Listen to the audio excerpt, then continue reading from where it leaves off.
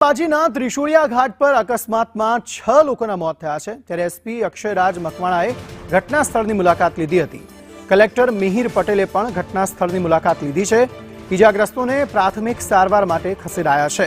કેટલાક લોકોને પાલનપુર ખાતે સારવાર માટે ખસેડાયા છે। અકસ્માતની જાણ થતાં પોલીસ તુરંત અહીં પહોંચી હતી તેવું એસપીનું કહેવું છે। ઘટના મામલે અમારી તપાસ હાલ ચાલુ છે।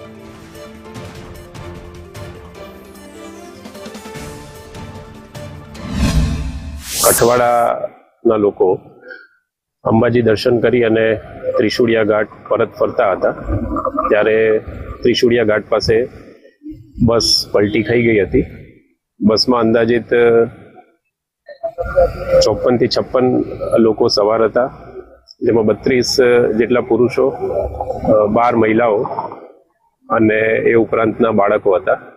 હાલમાં 4 જેટલા દુઃખદ મૃત્યુ થયા છે। અંદાજિત 25 જેટલા લોકોને પાલનપુર સિવિલ હોસ્પિટલ ખાતે રિફર કરવામાં આવ્યા છે, જેમાં 2 જણાની હાલત ગંભીર છે અને બાકીના જે નાની મોટી ઈજા થઈ છે એમને CHC દાતા ખાતે એમની સારવાર ચાલી રહી છે।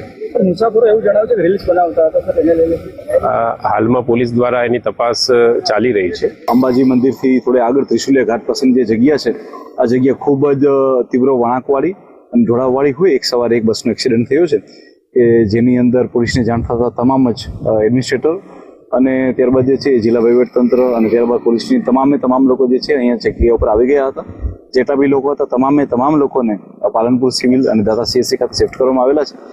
જે લોકોની ડેથ થયેલી છે 4 લોકોની, એને બી ત્યાં હોસ્પિટલ ભરતી કરવામાં આવેલા છે।